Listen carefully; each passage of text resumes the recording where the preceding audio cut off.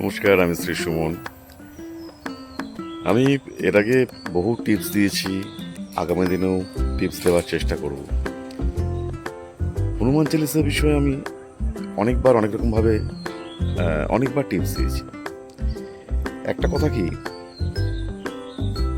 হনুমান চালিসা যদি কেউ দেখে পড়ে, মানে লেখাটা দেখে পড়ে, চালিসা লেখাটা, যিনি হিন্দি ভাষী বা যিনি হিন্দিতে বলতে সুবিধা, হিন্দি লেখা পড়ে বলতে পারেন, যিনি বাংলায় আমাদের মতো বাংলায় কথা বলেন, বাংলা ভাষী, মাতৃভাষা যাদের বাংলা, বাংলা লেখা দেখেও পড়তে পারে। যদি লেখাটা দেখে পড়তে পারে খুব ভালো।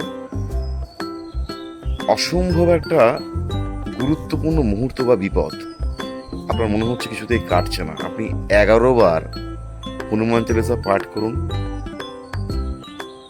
আমি কিন্তু আমার এরকম বিপদ থেকে উদ্ধার হয়েছি এই হনুমান চালিসা পাঠ করে। কখনো 9 বার পড়েছি, কখনো 11বার পড়েছি।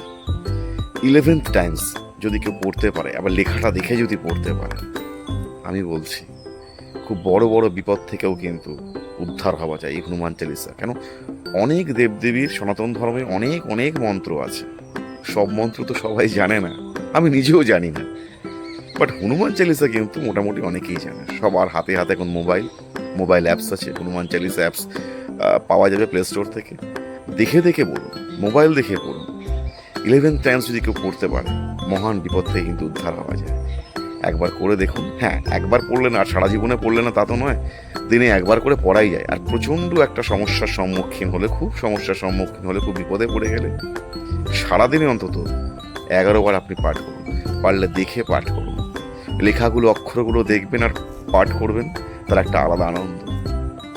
আশা করি যে কোনো সমস্যা থেকে, যে কোনো বিপদ থেকে খুব তাড়াতাড়ি উদ্ধার হয়ে যাবে। হনুমান চালিসা পাঠ করুন, ভালো থাকবেন। Thank you.